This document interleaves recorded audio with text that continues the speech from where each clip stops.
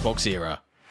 We're an independent, community-funded publication focused on providing the best coverage and discussion of your favourite platform, Xbox. With best-in-class forums, a kick-ass Discord server, and awesome merch, XboxEra.com is your destination for the best news, reviews, and features focused on what you care about. With shows like the Xbox Era podcast, headlines, and a whole heap of Patreon-exclusive content, we're proud to be an independent publication completely funded by you.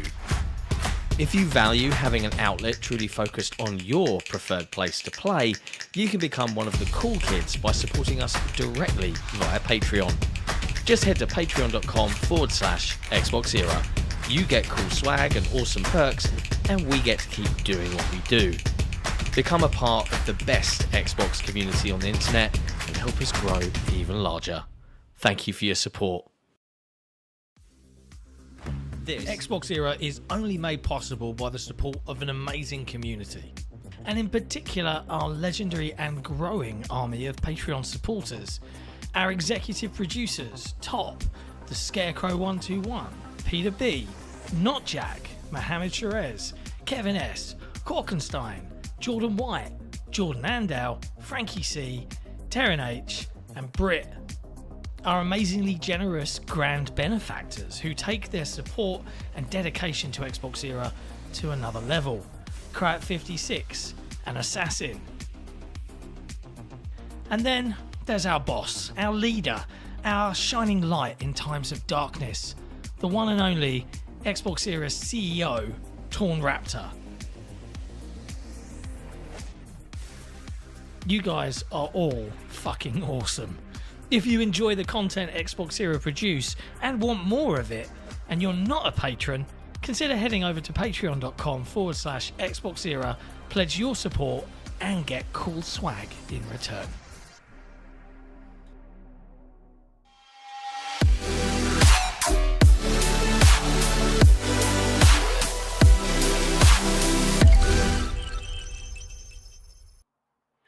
Hello, my lovely friends, and welcome to another episode of Xbox Era Headlines.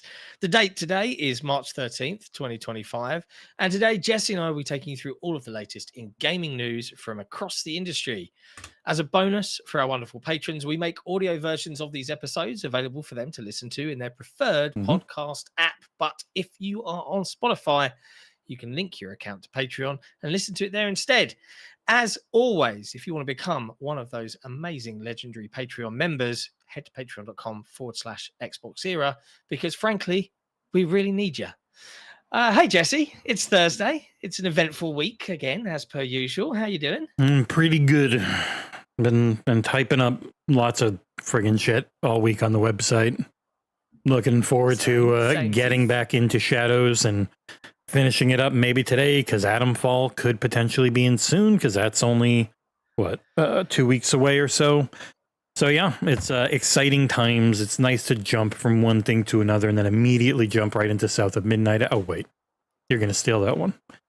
Well, you never know, mate. Filthy the way thief. things are going, it's been a busy time. You know, like I'm about to fly out to GDC this weekend, so don't expect me on the podcast this weekend, folks. I plan to be asleep.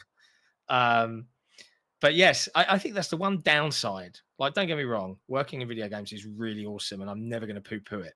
But the downside is you miss out on that feeling of joint discovery. I think, you know, like a new game comes out and everyone's like, "Woo!" and it gets. And I haven't played it for a couple weeks. Like I've already beaten it. Moved on. Yeah, like you're already moving on. That was Monster Hunter Wilds. It was 7 or 8 days in between me finishing and having the review done, and it coming out, or even just the embargo hitting.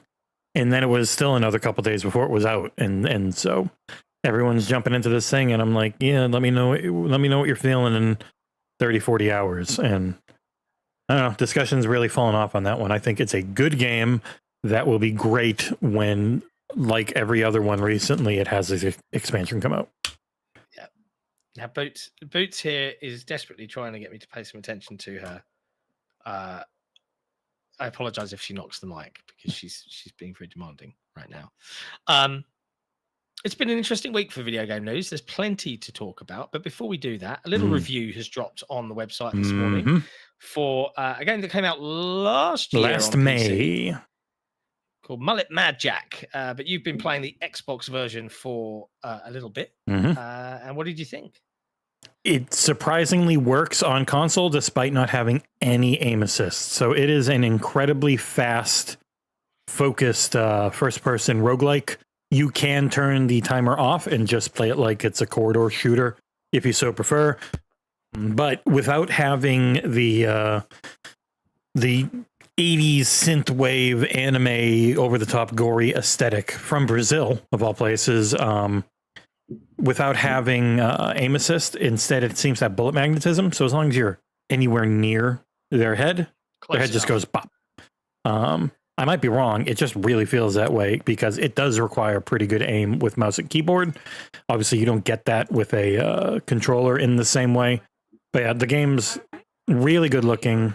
It's really good looking game. Amazing music. Just killer vibes. Run-based roguelike. Got a full review out if you want to know more about it. But it is available, I believe, right now in Xbox Game Pass. So. Yes, I saw the developers tweet out moments ago. It's available now on Xbox Game Pass, so you can go download it. I'm certainly going to for my flight because this looks like one that will keep me entertained. It's a good game that it doesn't always go the way you think. If you watch the stream I did last week, all like 30 of you, it changes things up a little bit as you get through the campaign. Then also has like an endless mode, a boss rush mode, and it's got like a whole unboxing your manual experience where you just go through and that lady who's on the right talks you through going through like an old style PC game manual for this game. I don't know. It's really funny. It's really good. If you find the guy annoying and he talks too much during the fights, there's even a way in the game to just turn off him talking. But it's a random card you got to find.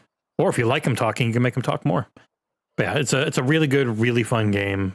Good variety, not overly long. Checkpoints you every 10 levels, so it's not Slay the Spire style where you've got to kill everything in one run, or else if you die, that's it. It is fantastic, and the music's amazing. Excellent. I will look forward to checking this one out.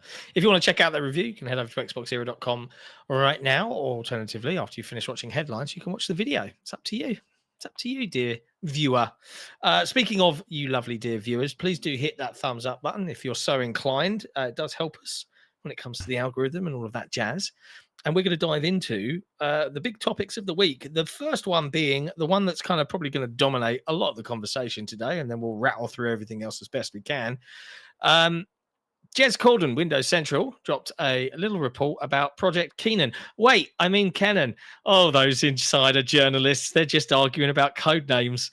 Lots to talk about here. So where to start? Jez dropped an article revealing some hardware bits and pieces. A first article. Yes, we'll get into the insider wars in a minute. It certainly had us chuckling last night. Put a report out on next gen plans from Windows Central here. Jez Corden writing that Microsoft's new hardware plans begin with a gaming handheld set for later this year with full next gen consoles targeted as long as it can play my Xbox library. Wrong. And look, Jez, I love you, brother, but I feel like your headline has done you no favors here, my friend, because unfortunately, lots of gaming websites went Xbox handheld coming in 2026 or 2025 even. That's not happening. What is happening? And Jez didn't intimate it. The byline here on Windows Central is Microsoft's first full foray into PC gaming handhelds begins with a partner device set to launch later this year with its own Xbox Series XS successors now fully under development. So this is a partner device. Now, I jokingly, when he posted this news article, I did put in his tweet, whispers, it's Asus, because I already knew this, and I did know some of these details, but I'm not going to talk about a lot about what we know, mostly because I think it's Microsoft's story to tell, frankly. And I do feel bad for Microsoft as a corporate entity, because I don't care about them. I do feel bad for the people that are trying to talk this stuff out, because unfortunately, as of right now, the messaging for this one is already balked out of the gate, with everybody assuming native console backwards compatibility from a handheld in 2025. That's not from Microsoft, it's from Asus. It's partnered with Microsoft, and it's going to be doing some interesting things. But we'll get into it. Yeah, like if you go by what Jason Ronald was saying earlier in the year, I think they have a focus on trying to Xboxify the Windows PC handheld gaming experience as, and just making it easy to access your games, making it easier to run them, like the game bar thing that they put into the MSI Claw when the new one of those came out, and the game bar is actually the thing that just you can go in and get all your quick settings for your handheld in, like that type of focus. And that's what Tom was talking about more and more with his piece. We'll dive into both. So Jez writing here says, first up, Microsoft is working with a PC gaming OEM, so it's going to be Asus, on an Xbox branded gaming handheld, surprisingly slated for later in 2025 if plans are met. Codenamed Kennen, this gaming handheld will look unmistakably Xbox, we're told, complete with an official Xbox guide button and design sensibilities.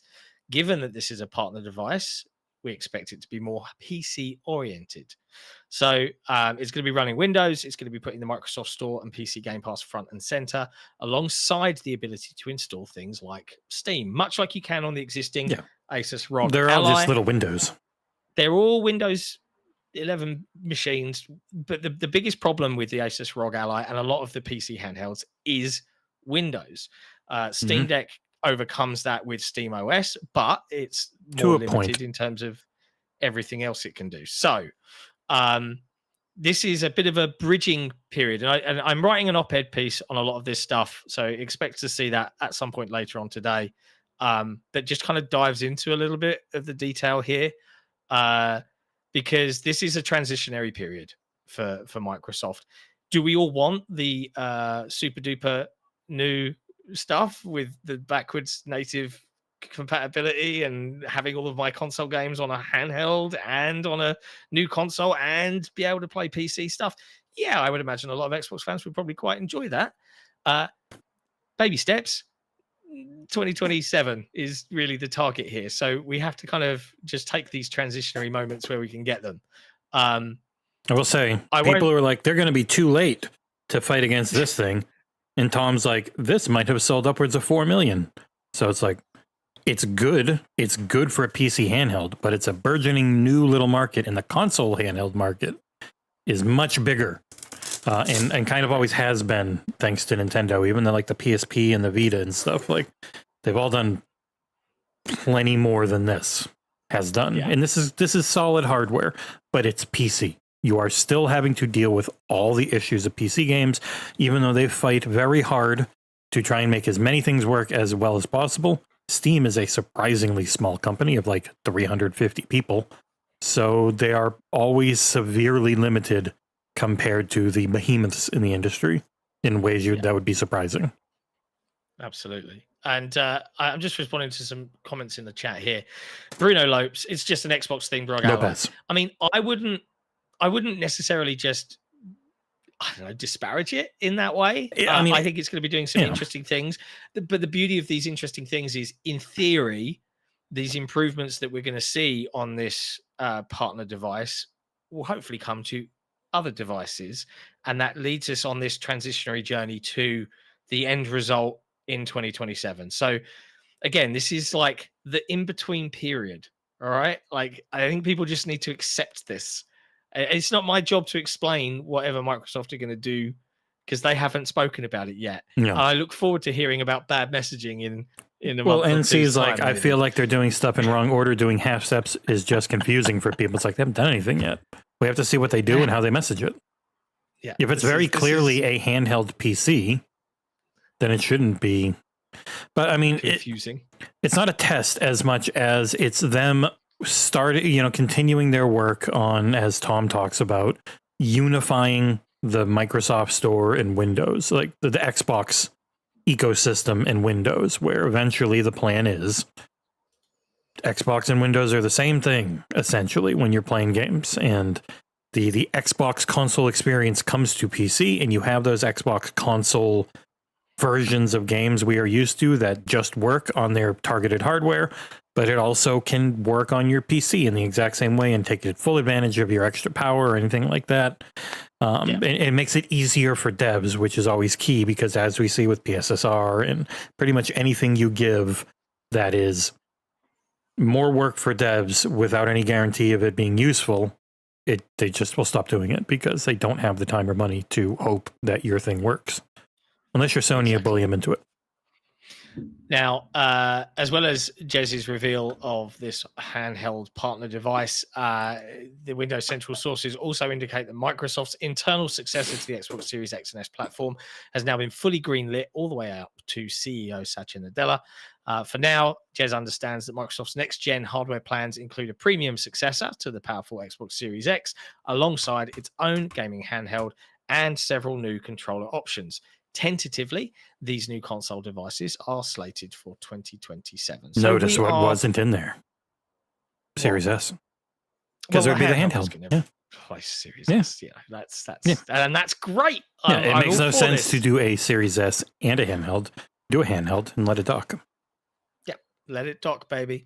Now, following this report from Windows Central, we got even more detail from Mr. Tom Warren over at The Verge, who broke down a little bit more for everybody, including correcting Jez on the code name. It is not Keenan and Kel, it's Kenan for the project name, and revealing a little bit of something called Project Bayside.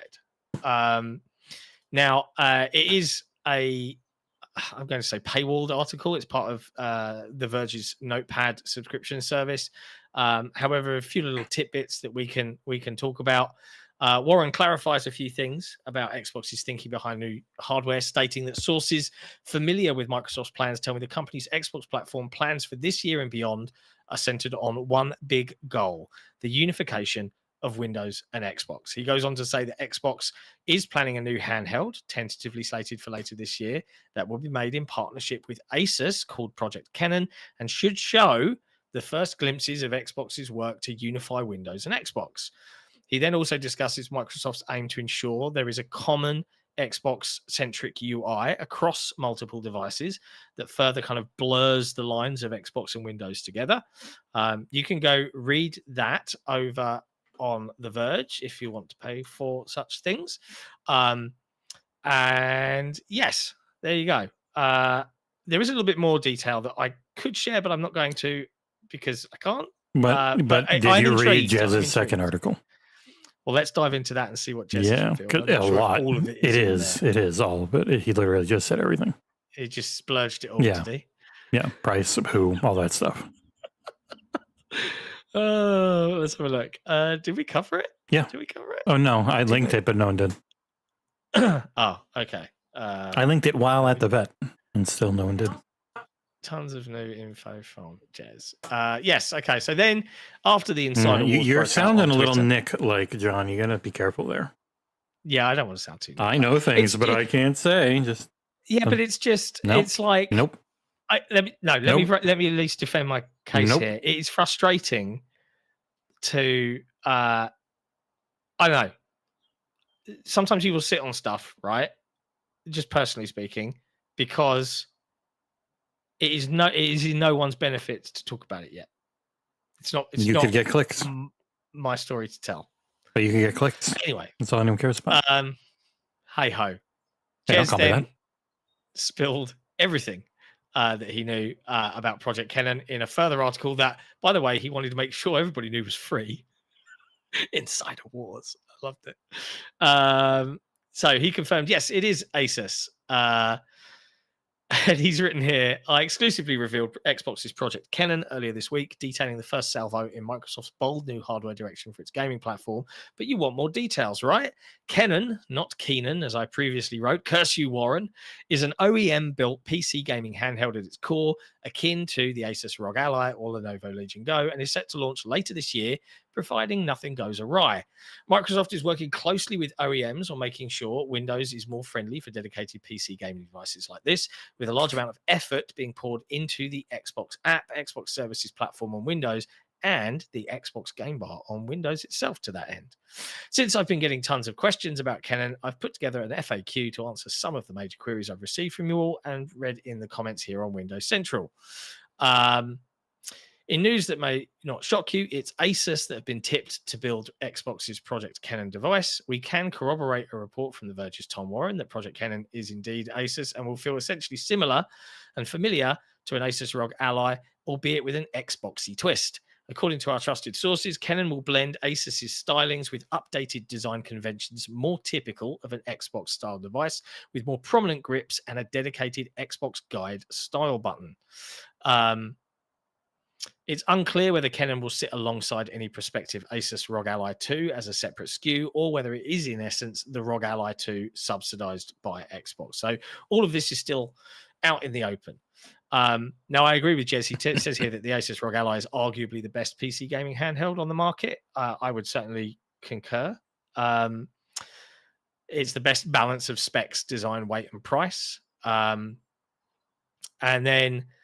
what does it say here? Asus won't be the last OEM to partner up with Microsoft with a device of this nature. Microsoft's Xbox hardware team is led by Rowan Sones, who previously led Microsoft's OEM program for Windows PC. This expertise is doubtlessly leading the charge for this program, which The Verge reports is codenamed Bayside. For those who were hoping Canon would play Xbox games, I'm sorry to report that this is a tried and true Windows PC in essence. Sorry, Nick. Meaning that you cannot bring most of your Xbox library to the device. Only games that fall under the Xbox Play Anywhere banner will work as single purchase entities across Xbox One, series consoles, and Canon, much like the Asus ROG Ally and the Lenovo Legion Go. So right now on my ROG Ally, anything that's a Xbox Play Anywhere title has all of the saves and everything work between consoles. Avowed has been a recent one that I've been playing a lot on ROG Ally. Works great. But if you're expecting to be able to load up your console version of Halo 3, I'm afraid not. Yeah, you'll be limited to what's in Game Pass, basically. It's a PC. And how much will it cost? There's some debate here. Take it with a huge grain of salt. Nutshell, he theorizes that it's a base model price range of between $499 and $599 potentially. But comments on the recent trade wars initiated by the White House in the US and the rest of the world for some reason. He's also heard that there'll be 2 SKUs on offer, though it's unclear what differences there will be between them. It's normally SSDs. It's normally SSD side isn't the norm. We don't know if it's a 7-inch screen, an 8-inch screen, what processor chip it's using. Jez has some theories in his article. Theories are dangerous. He also talks a little bit about the launch window, which, is up in the air.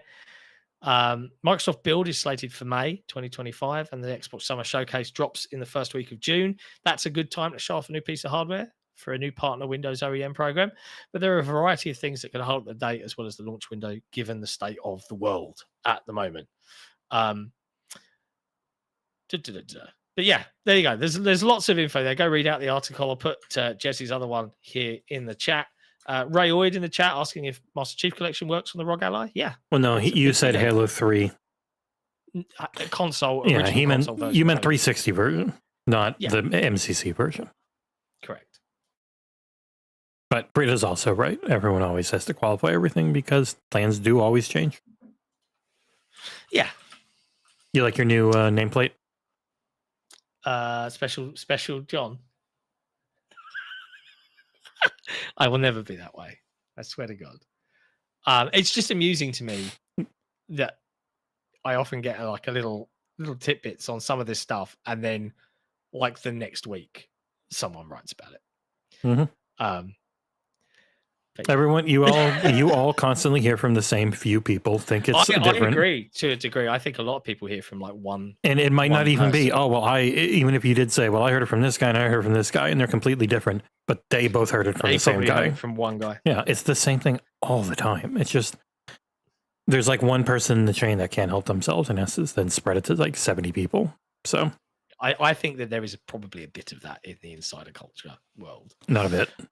It's because every single time any of you people talk to me, it's always the exact same stuff in the same wording, and then swearing it was not the same person. It's like, but they heard it from the same person and said it the same way. SJ says that they've all heard it from the same person, Mr. John Xbox. That's his name. Don't wear it out. Anyway, so yeah, how do you feel about this, Jesse? Do you think that this, is a good move for Microsoft? Do you think that this is the next only move? It's what they've always wanted. It's what they've always tried to do, but technology wasn't there. But now, both handheld technology and console to PC technology is also ubiquitous and samey that it finally makes sense. There's no power PC. There's no jumping between different types. Everything's x86, or even if it's not, you can still make it all work together, whether it's Linux or Windows. Like, everything's been figured out to a point where it's finally feasible to be like, hey, game developers, you're using like 3 different engines. We're going to figure out a way. Whatever you make, you get Xbox Cloud, which will probably be like their PC blades. It won't be console blades again. Cloud, PC, Xbox, like in an Xbox version. You get all that for the work you do on one. You'll get all 3. You get more people over. It's like, you're already making a PC version. Just freaking get it going in this GDK and shit. And hey, you're also on the cloud. You're also on Xbox. So even if we haven't sold a ton of hardware in your place, we get better support. And I think we've already seen that because they've probably been talking to a lot of people about what their plans are and what they're doing, and they can get more and more in. And we've seen better support than ever while people are still losing their shit because, the negativity side of covering games still sells best. Yeah, there's so much that you can constantly unpack and debate in the strategy that Microsoft have. But for me, I think when I look at like the positives versus the negatives, like the negatives for me feel so steeped in 30 years of console market history. And when I think about like me as a consumer, not me as a pundit or me as a commentator on the industry, if I just think about, I like to play cool video games on stuff.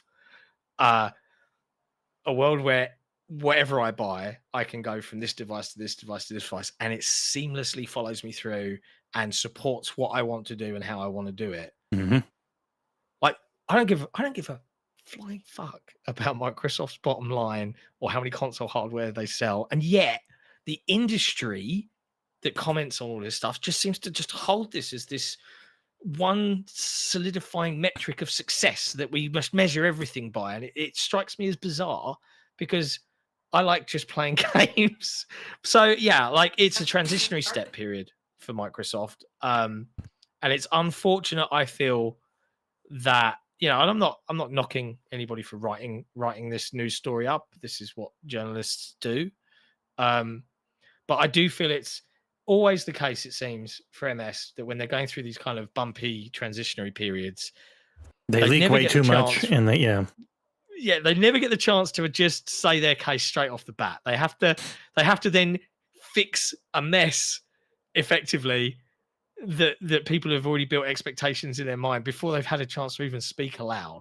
Mm-hmm. Which is why a lot of developers and folks really dislike the leaking of things. That's why the industry is so secretive, because games are so hard to make and they can change in a year's time. It is a fun one. It's a fun one. But new handheld, even more Xbox-like. I certainly hope that we can get our hands on hardware when the time comes to run it through its paces and see what it's like. I hope so. And I also hope, as someone who owns a ROG Ally, that whatever improvements on the hardware side of things or on the software side of things that make it more unified come through in updates. Because I'll drop anything. Okay. I want the cool new stuff. If Lenovo makes one, I'll probably get it because they just sent me over the Legion Go S. I already have the regular Legion. That's the cloud only. No, Legion this Go, is just a full on PC. It's a full on handheld. Yep. This is more their like smaller, easier to hold, a little weaker, but 95% of people won't even notice. It feels nice. pretty much if you're in the market for just looking for a gaming handheld for indies, this is better than the regular Legion Go. But if you want a full-on Windows replacement like Brit, it uses the Legion Go as his computer. Yeah, it's crazy good. This one still has the 2 SIMs, or the 2 USB-Cs, but they're up top. Screen's nice, feels good, sounds better because it's coming from the front. Because that looks like an 8-inch screen to me. Yeah, I think this is 8 compared to the 8.8 of the regular Legion. That's the one criticism I do have of the ROG Allies. I feel like the screen is just a teensy bit too small for the more complex, I would say AAA gaming on the go. So, but yeah, there you go, folks. I'm off to GDC this week, so I wonder if there's going to be anything discussed there. Hope so. The elephant is now fully in the room. Companies, it could just be trial balloons tossing stuff out as well. Could be. You never know. Could be. But yeah, I've got these things. I've got this little laptop, which I'm not going to do a bunch of coverage on because it's more for doing coverage itself when I'm on the road. But I got a little Copilot PC, and then there's a behemoth friggin' 16-inch 4090 13900 HX, I think, laptop over there that has a 320-watt power brick. Fucking, this thing is like 8 pounds. It's just a power brick for a laptop. 320 watts. It literally yells 320 watts on it right there, or 330. That laptop's got a 4090 in it, though, yeah. Right? 330 watts, covered in cat hair already. Meow. God.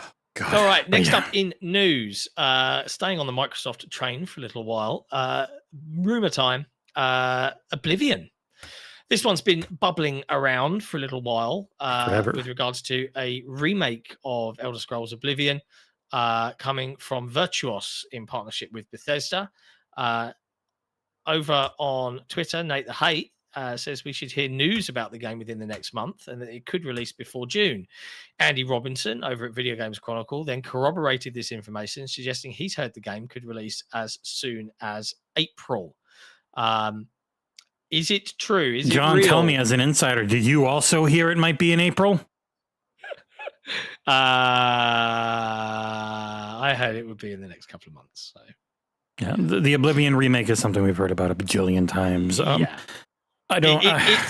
It's coming. I think it's real. Yeah, I mean, it's a graphical update with some quality of life changes to try and modernize it a bit, but it's still going to be Oblivion at its core, and people aren't going to like playing it that much because they're so used to how things are now. People who like Bethesda games still like Bethesda games, but as you saw with Starfield, people get very mad at Bethesda and anything they release right now. So this, I think, will have the regular Bethesda cycle of very positive buzz at launch.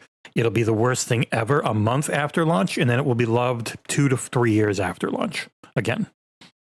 It's every Bethesda game. Right. Yeah.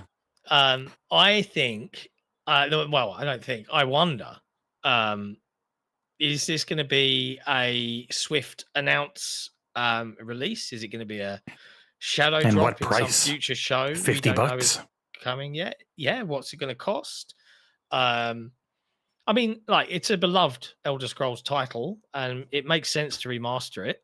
I'm surprised that they've remastered it more than anything else, considering the creation engine and all of its hurdles. Was this this the first game creation engine, or was that Skyrim?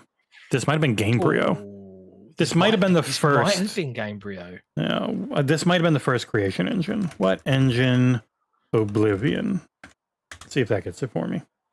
It was Creation. It was the first one, I think, or one of the first ones. Pretty sure. Let me see. It immediately popped up, but it doesn't actually say it. Of course it does. Stupid fucking garbage. No, Skyrim was the first one. This was Gamebryo. Skyrim was the first. So this is Gamebryo. Wow. Yeah. Oh, creation engine is no, Gamebryo. it's I mean, not. It's an evolution. It's not. It's an evolution. Everyone always says that. Unreal Engine 5 is Unreal Engine 1. Then yes, they're all evolutions over the previous one. Yes, but they're very different at their core. Especially Creation Engine 2 is a massive step up in pretty much every single way over Creation Engine. But everyone's like, they should just go to Unreal. And that's when you know they have no idea how any of it works. Just go to Unreal. It's like, Call of Duty is a Quake engine. Or friggin' Slipspace was the goddamn Blam engine. Like, they have the original. You don't throw out stuff that works, but it's its own newer thing. Yeah. But yeah, Oblivion. Would you play it again if it comes out? I don't know if I'd play the whole thing, but I'd play enough to do a review. Fair enough. It's a decently long game that I've already beaten multiple times. So on those types of remakes, unless it is an actual remake like RE4 or Dead Space, where there's just tons of new shit, once you've played enough of it, you see how it is, how is it running, is it in good shape, how are the quality of life changes it made, all that type of stuff, you're normally good to go. And it's been so unbelievably busy this year that while I would probably like to stream it, like to be able to keep playing it, at that point, I'm just like, 100 hours in an Elder Scrolls. I don't think Oblivion was that long. Oblivion wasn't as long. If I don't like, I think Morrowind was longer for me, and then Oblivion was when they started pulling back some of that stuff. And Skyrim had a bunch, but that's like if you have all the everything and you just want to go everywhere and look at everything type of mindset, which I've never had.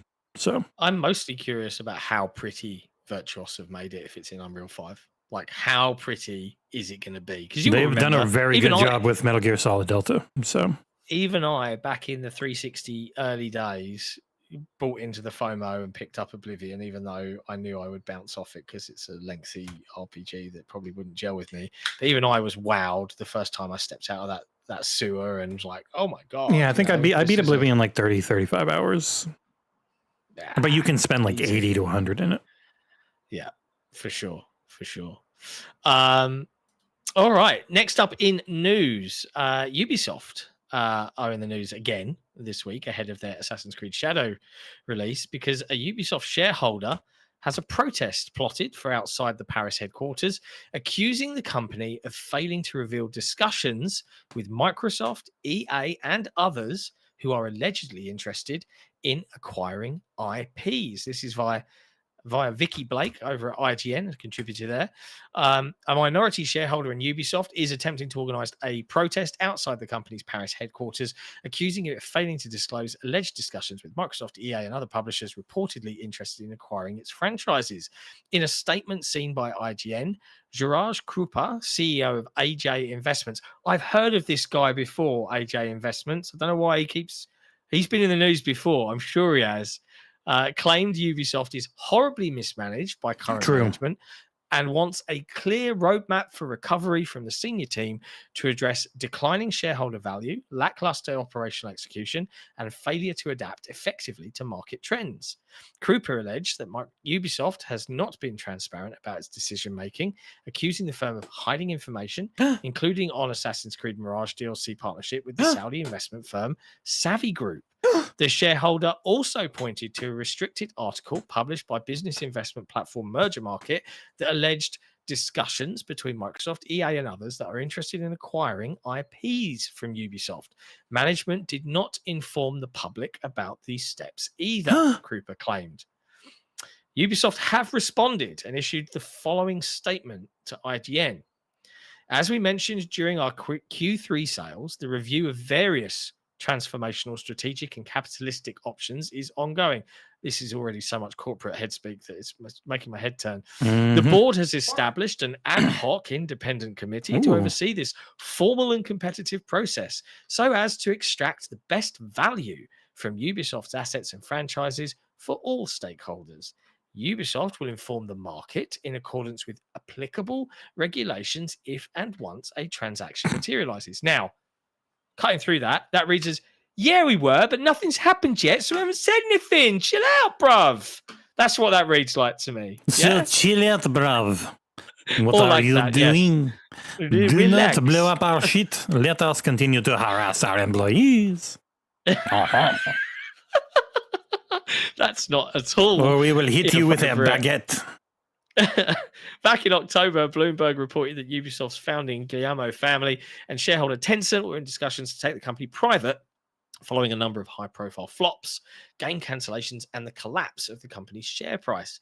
At the time, the talks were merely exploratory, and Ubisoft told IGN it would inform the market if and when appropriate. There's that buzzword again. Yeah. I mean, I wouldn't say no to someone else owning certain franchises. I'd love to see Microsoft own Splinter Cell. I think that would be an excellent... Well, it would be the whole Tom Clancy license. I don't think you get one. Oh, and I think that would probably be the one that because would be they least own the happy to sell, right? Yeah, they own the rights to the Tom Clancy name for video games and all those IP they've made from it. Get Warhawks. Yeah, but Splinter Cell back in the Xbox house would make me smile and happy. I'd be like, yeah, give me that. I'm stunned we haven't had a new Splinter Cell in so long. It's crazy to me. Hey, they're working on one. Crazy, I tell you. They're working on the remake. They were. Full you don't remake. know now, considering. Oh no, they've talked about it a lot. They're still working on it. This is Ubisoft Toronto, I think. That's all they've been on. They better be. Ubisoft doesn't really cancel anything. They just keep supporting it constantly, right? Yeah, Like I mean, For Honor is a huge game. Like For Honor wasn't a big launch, but it is now a big game. They're relaunching Siege as Siege X supposedly, and like bringing in respawns and stuff because they had nearly a decade of people playing that nonstop. But obviously, everything slows down eventually. Oddly enough, you know what hasn't is Overwatch, even though people keep trying to pretend it's dead. It's actually doing about as good as it's ever done, in certain ways. And they brought back loot boxes, which is good. Yeah. But yeah, they cancel their Web3 shit and free to play stuff. Yeah. Web3 NFT. They got a blockchain game. Ugh. There you go. Ubisoft might be, but like they said in their statement, uniquely translated by me, chill out, bruv. We haven't decided yet. We'll let you know. Next up, randomly, BlizzCon is back, but not for next year or this year. But not for this year, for next year. It's for next year. It is returning in 2026. It's going to take place in the Anaheim Convention Center in September on Saturday 12th and Sunday the 13th, 2026. And BlizzCon will see the team get back together for their shared passion for Blizzard's universe. If I had to guess, they're not doing it this year because they don't have anything to talk about. Correct, yeah. There's no Diablo expansion until next year. Warcraft on consoles, maybe. Yeah, they canceled the survival game because it was on a friggin' mobile engine, most likely. So yeah, hopefully they're in a better shape. Xbox Ericon, when we have any money and a reason to do it and a place to do it, I'd love to. Yeah, and we're big enough. Can we afford Epstein Island and try and turn it into something good and have Xbox Ericon there? Yeah. What rehabilitate Epstein Island through video game love and community? Yeah, I doubt it. I don't think I'd want to go there. No offense. There you go, BlizzCon. I mean, there's such a I get it. It's cool that BlizzCon is coming back, but it's like a year and more away, and I'm like, okay, next story. So I'm going to do that. Next story. Ori and the Will of the Wisps and Ori and the Blind Forest developers Moon Studios have been in the news this week for a couple of reasons. Firstly, on Ori, they revealed that the franchise has now sold over 15 million copies, which is brilliant for a Metroidvania, and deservedly so because they're some of my favorite games ever, I think. I love the Ori games. And I want Ori and the whatever 3. Please, Thomas Marlowe and Moon. Did Nick not do a video review for Ori? Wow. But douche. No, he's not, Nick. Fucking dink. I did see Nick comment in his insidery ways, in all caps, on Jez's tweet saying, Ori 3 would be cool and amazing, wouldn't it, Jez? That's how I read it. And I was like, what do you know, Nick? What do you know? Not much, but he likes to intimate that he does. The question is, though, is Moon are hard at work on the other game, which it would not. Yeah, it would not be Moon if someone was doing an Ori game. That's the thing. Like, I don't know why, but the idea of someone else making Ori 3 that isn't Moon, I don't know if I want it because I don't think it would be as good. And maybe I'm wrong, but I think Moon do things the way they do things, rightly or wrongly. Yeah, well, they finally have an update on No Rest for the Wicked, which was the other part of this, where they've bought themselves out from 2K's publishing after 2K had pretty much destroyed Private Division, who were publishing the game originally. So now it'll be self-published, and they have a big old update that they gave for like 25 minutes yesterday about No Rest for the Wicked. It was a extremely disappointing early access launch. That game's been pretty dead on Steam because it hasn't really changed much. It was a formula for something I was quite looking forward to with, I like Souls games. I like Diablo games. And it looked amazing. Like, you played it. So good. But yeah, we played it together in our first Hangouts. I think that was our first ever Hangouts. And we found out the friggin' goddamn the co-op wasn't it's still not there, I don't think. It's not there. So the new update for No Rest for the Wicked is launching on April 30th. It's called The Breach, and it's bringing a whole host of new bits and pieces to the game to really flesh it out. But they have said that the next big update they do will bring 4-player co-op to the game, which is where I'm like, okay, that's where I'm super interested. Stop having my shovel and shit break. It's not fun. I hate it. I can't. They wanted to put in a difficulty based on busy work, which is just sucks. I hate it. I don't want like survival game mechanics in a game like this. I want it to just be fun to play, and I wish the people didn't have weird monkey arms. But that's I love the art style. I don't mind. Yeah, no, it's a gorgeous game, but the actual act of playing it wasn't very fun. Like, it wasn't enjoyable because it was incredibly difficult. It was also insanely short. Like, I think I got through all the content in it in like 8 hours. There was nothing left to do. There's nothing repeatable. Like, it's kind of gated by just being overly punishing if you ever die or anything like that. And so it's been a while. Hopefully they've really dug into that. I'll happily take a look at it again for version 1.0. I've realized more and more, even Hades, which is in incredible shape, I don't want to play it until it's full. Like, I played through it. I beat everything that was there at its early access launch. I know they've added a lot more. I don't feel like grinding through all of it, and especially having it, if it ever gets wiped before launch. Like, I will review you when you are ready for 1.0. That's when I want to go through. But I hope they figured it out, because I've really liked the Ori games, even though it's been a little rough trying to back anything that studio does because of Thomas. So,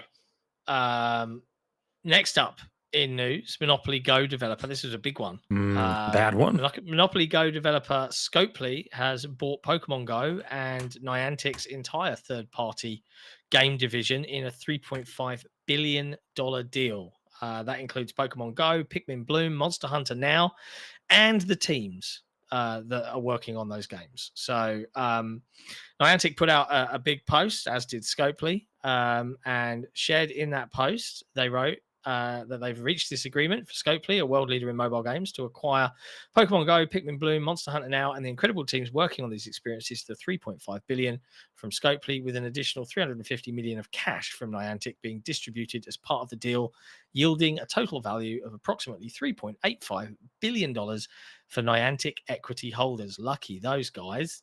They're also spinning off their geospatial AI technology into a new company called Niantic Spatial Incorporated, where they claim the move will enable them to accelerate and scale even more rapidly.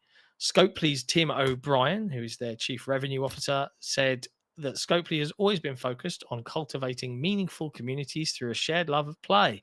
And I hate reading these things. Yes, please stop. I don't care. The Niantic Games organization is one of the best in the world at this endeavor. We are extremely inspired by what the team has built over the last decade, delivering innovative experiences that captivate a vast, enduring global audience and get people out in the real world.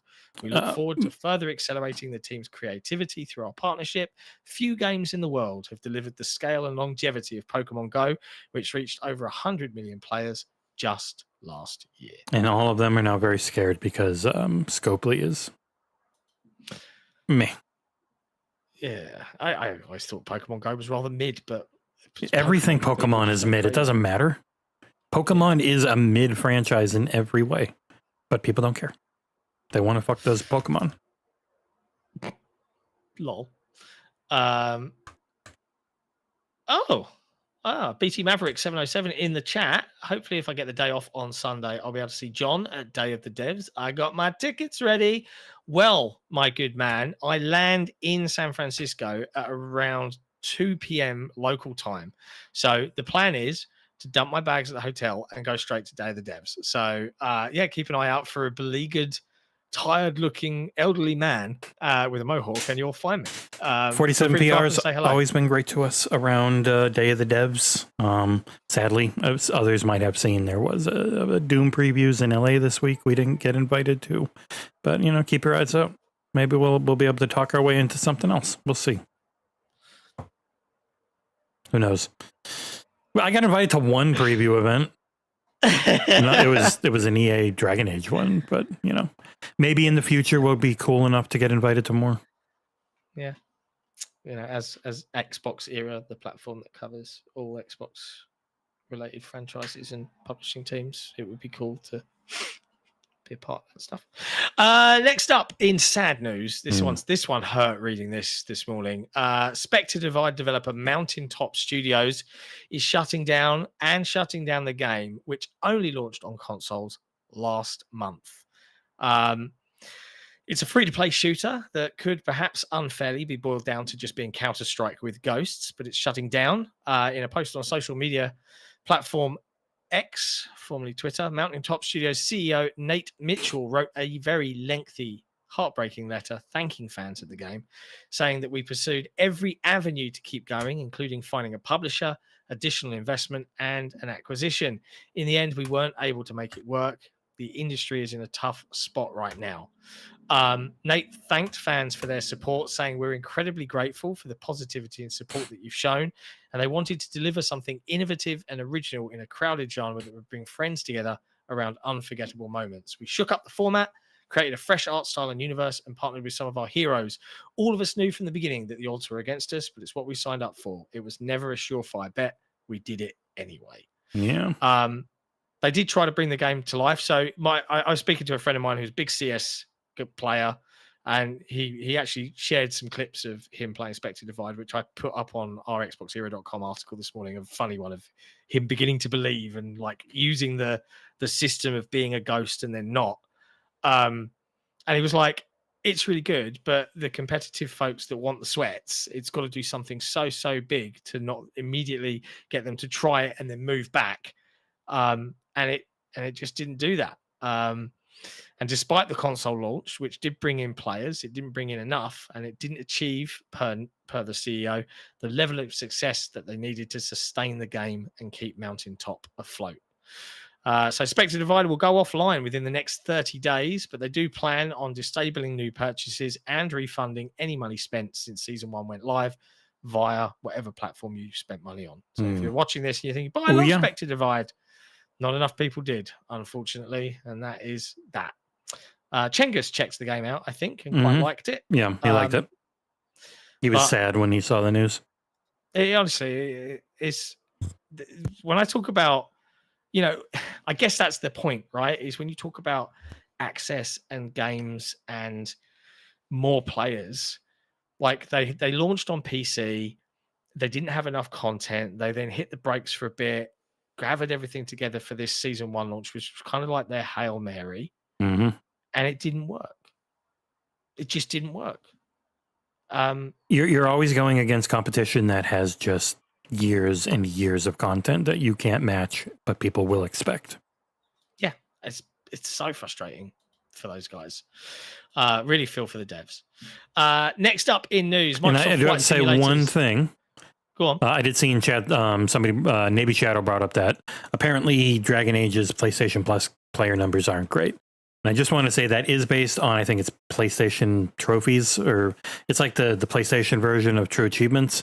There are 3.5 million accounts that are community heavily focused on easy platinums, which the Teenage Mutant Ninja Turtles game is like a 2-hour platinum compared to Dragon Age, which is like a 100-hour platinum or something. So it's not really an indicator of anything. We have no idea how it's done or not done. That's all. Cool. Microsoft Flight Simulator's 2024 version, the marketplace is now finally live. The game obviously launched in a bit of a rough state back in November of last year, to the point where we couldn't even get enough time together to get online and actually review the damn thing. And now, honestly, there's very little point in us doing so. My initial recommendation was don't play it. Like, They were like, how come you didn't do it? It's like, I did. It's just me literally telling you repeatedly, don't play it. It's not ready. Give it time. Give it months. Don't buy it right now. Don't do anything with it. It's a mess. Now, if you're lucky enough that it is working for you, cool. But it has literally never worked for me. I tried to load it up a few weeks ago and it took 25 minutes to load. And then I see other people and it's like it loads immediately. It's no problem at all. And a big issue is there was no marketplace to just download everything. So every time I'd load into a city, it would look horrible. And if I'd have to wait there like 15 minutes and then it would finally kick in and download everything. So if I can actually just download all the world data again and have it be 500 gigabytes on, that's just better than doing 30 gigs an hour in downloading content for me. Yeah, I feel like this is one of those releases that had all of this impressive, ambitious technology behind it. But again, much like cloud gaming is great as an additive experience, if you make it the only way in, you're at the whims of internet infrastructure and latency and poor download or upload or and it whatever, didn't work. I had all the really nice Turtle Beach accessories. None of them worked. Like they'd work perfectly fine in Flight Sim 2020. Just they'd all be recognized. They'd all work perfectly. And then none of them read at all in 2024. And they didn't even last time I tried it. And so I gave up. A rough launch. But if you are looking for anything to play Flight Sim with on an Xbox, the Turtle Beach Velocity One stuff is incredibly nice. It's expensive as shit, but it's really nice. Yeah. But the marketplace is now live. There's thousands of new items and 2020 marketplace items that have been ported into this new one. Almost all content is set to disable by default, but can be enabled in your library at your discretion. There's a bunch of notes, which I won't read out because they're lengthy as hell, over on xboxera.com. So you can check the article I've linked in the chat if you want to know what works and what doesn't, including any known issues. Pilots like their text, so it makes sense that they would have such an unbelievably long set of patch notes. Yeah. In terms of other things that have gone live or are going live soon, Age of Empires 2 Definitive Edition has detailed a rather large April update that is coming to the game. It's like 10,000 words or something. It's ridiculous. There's so much shit. As well as performance fixes and patches and things like that. There's bug fixes, there's new visuals for castles, technology tree, UI updates, balance changes, new maps, new features, all sorts of stuff. I didn't copy everything and it was still that long. Like it's crazy how long that article is. The update is there if you want to go and read it. There's loads of new stuff. That game will be supported. There'll be Age of Empires 12 and they'll still be supporting 2 Definitive Edition because that's just all they want to play. They'll be 113 years old, living in a utopia where all the current administration's lost and we're never reelected again. Sounds nice. Next up in news, the III initiative, which first surfaced last year as a way to celebrate indie developers by bringing them all together to show off cool stuff, is back with its second annual showcase planned for 2025. You know who does this? I did not even realize last time. It's Evil Empire or Motion Twin. It's one of the two. One of the ones that worked on the ones that's doing the Rogue Prince of Persia. They were like, hey, we want to show our thing off. And so do a bunch of our friends who work in the industry. Let's make a show. And they did. And it's back again later this year at some point. They didn't give a date. Yeah. We watched the last one. It was good. They dropped a teaser trailer. Oh, that's right. I should probably show that. It's a good teaser trailer. They did drop a teaser trailer and they said, hey, we're still newbies in this whole video game showcase business. This is Evil Empire's COO, Benjamin Lawland, speaking. So our goal with the second edition is not try to fix something that ain't broken. This show was well received last year, so we stuck to the same short and impactful formula whilst making it bigger and better, of course. Players can expect a show packed with back-to-back exciting announcements, and that's it. No ads, no hosts, no sponsors, just games. Yeah. We don't have something this year. They said no flashy game to unveil from Evil Empire. But since we love making the show, we wanted to keep the party going for everyone anyway. Dropping all these announcements from our corner of the gaming world into one big blast makes sure the entire show is fun to watch for our players and for us too. We're very thankful to all our fellow studios who worked with us to make this possible again. That was Berenger Dupree. Yeah, I see Mouse for Hire and Slay the Spire 2 in there, or Mouse PI or something. What the hell that game is called? The the really cool looking first person shooter Mickey Mouse game. I mean, Mortimer Mouse. PI or something. Detective PI Mouse for Hire, I think. Yeah. Yeah. Tim the Sorcerer in the chat, High on Life was a triple I, right? I don't think so. I thought that was first revealed at the Microsoft showcase, and everyone was like, what is this? Also, Maca9, why does John look like Rocksteady from the Teenage Mutant Ninja Turtles? That's good. I'll take the comparison. Isn't he the giant rhino with the mohawk, the pink mohawk? I need to dye it pink, right? I do not remember. Color. You could use some color. I'm too old. Purple. Purple. I was close. And you need some grenades on your lapel. I'm on it. Thank you. And you got to show more of your chest and be fully shaved. Oh. Mm-hmm. Oh no, I'm not losing the beard. Next up in news, angry voice actors are accusing an indie studio of trying to replace all of their work with AI voices. This is gross. This is via Chris Scullion over at Video Games Chronicle. An indie studio has been accused of planning to use AI tools to generate multiple characters from a single voice actor's performance. Serene Questworks' upcoming adventure game Castle of Secrets will make use of AI voices rather than those of the voice actors originally cast, at least according to two performers. Mm-hmm. Voice actor Mika Nerida posted a message on Twitter, as spotted by game developer, claiming they were cast for the game, but then discovered that the studio wanted to apply an AI tool to add new voices to their recorded lines, essentially turning their performances into multiple characters performed by different actors. Without getting paid more either, too.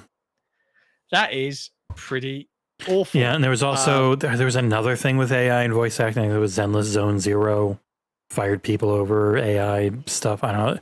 The AI, like, the reason everyone who makes, like, the artists in games and the performers hate AI is because they just saw this shit coming. Pretty much whenever any company can try and get more out of them for less money, they will do it. Yeah. Like the finals got into hot water over it because they used all their announcers. They just were like, yeah, we're just going to use AI. It's cheaper. And because it let them, in their eyes, it let them do call outs for stuff in the middle of a match that you just couldn't have enough voice lines for. Like it could react and say this player's name and actually say more stuff than you could ever have voice lines for. Yeah, I get from a development point of view that kind of makes sense, but yeah, no one likes having their jobs taken away from them, frankly. Yeah, don't do that. Serene Questworks, the developer in question, has yet to publicly address the accusations that have been levied against it. So, last couple of stories here before we wrap things up today. Palworld is finally getting its crossplay update, arriving in late March. There's not much more to say than that. Palworld's Twitter account did share that multiplayer across all platforms, including the World Transfer for Pals, will be coming in late March, so late this month. There's only 15 days or so left. To celebrate the update, though, Palworld is 25% off on both PlayStation and Steam. Why isn't it on sale on Xbox? Because I think it's still in-game preview on Game Pass. So as far as I know, don't need to sell it really. It's always 10% off. Yeah, if you're a Game Pass subscriber, you always get a discount. I also like the fact that I completely butchered this guy, and it pixelates over the body as I'm butchering him to steal all of his parts. It's so grim. And then it pops up, and he's still there, but then he disappears.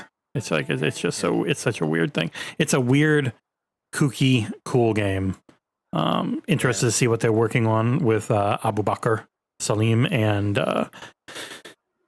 Surgeon Studios, because they had talked about they're working on something together as they're moving into game publishing, which is interesting. Pocket Pair have announced Pocket Pair Publishing earlier this year, and their first partnership is with Surgeon Studios for a horror game. Yeah. And they're also fighting off Nintendo with a pesky Pokemon lawsuit. Yeah. Have fun, Pocket Pair. Best of luck to you guys. A last news story of the day before we let you guys go back to whatever the hell you're going to get on with on a Thursday, be it work, cranking their hogs, chilling out playing video games, or cranking out SEO grinded articles. The last news story of the day is with regards to Lego, who recently, when speaking with the Financial Times, shared that they are going to move towards in-house video game investment and development rather than more outsourcing for a couple of years before they fire everyone. Perhaps so.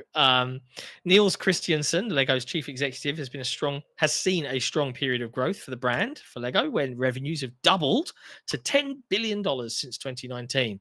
And now adding the ability to make digital experiences alongside its physical products is seemingly the next step. He was quoted as saying, "We can definitely say, as long as we're under the Lego brand, we can cover experiences for kids of all ages, digital or physical. Game development in-house is something we're building up." Okay. There we go. Yeah. That's that story. Every time I always hear something, we're going to move our game dev in-house, like with Disney. Just, no, you're not. Yeah. Not for very long. Good luck. We'll see. That's all the news, boys and girls. It's the end of the ladies and show. gents, friends and folks. Much love to everybody. Thank you for tuning in and hanging out. A big thank you from Boots here as well, who meows appropriately. We will see you guys on Saturday, minus me, for the Xbox Era podcast with Jesse, Nick, and I'm going to go ahead and presume Ursel. Mm-hmm. That's the plan. And they'll dive into more handheld talk, and you can look forward to Nick will intimate he knows more and more things without ever saying anything. Don't know who would do that. What a jerk they would be. Until then, friends, be good to each other. Yeah. Have fun out there, and we'll see you soon. Maybe. Ciao for now.